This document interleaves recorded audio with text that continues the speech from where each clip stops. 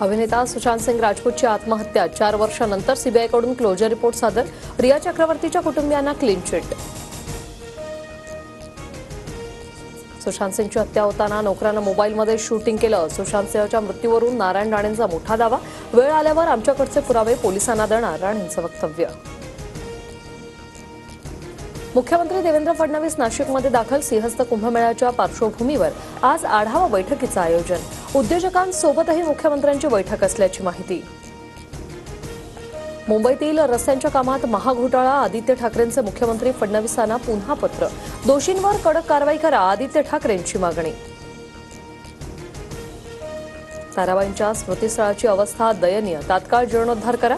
संभाजीराजे छत्रपतींचं मुख्यमंत्री देवेंद्र फडणवीसांना पत्र. मुंबईत मध्य आणि पश्चिम रेल्वेवर आज मेगा ब्लॉक. मध्य रेल्वे मार्गावर माटुंगा ते मुलुंड, तर पश्चिम रेल्वे मार्गावर चर्चगेट ते मुंबई सेंट्रल ब्लॉक असणार. राज्यात उष्माघाताच्या धोक्यात वाढ. आतापर्यंत 21 रुग्णांची नोंद. सर्वाधिक उष्माघाताचे रुग्ण गडचिरोली. सार्वजनिक आरोग्य विभागाकडून नागरिकांना खबरदारीचा इशारा.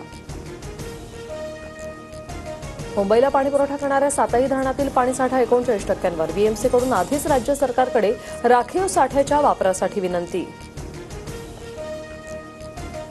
पुण्यात पाण्याचा अधिक वापर केल्यास नळ कनेक्शन तोडणार. अतिरिक्त पाण्याचा वापर करणाऱ्यांना महापालिकेची तंबी.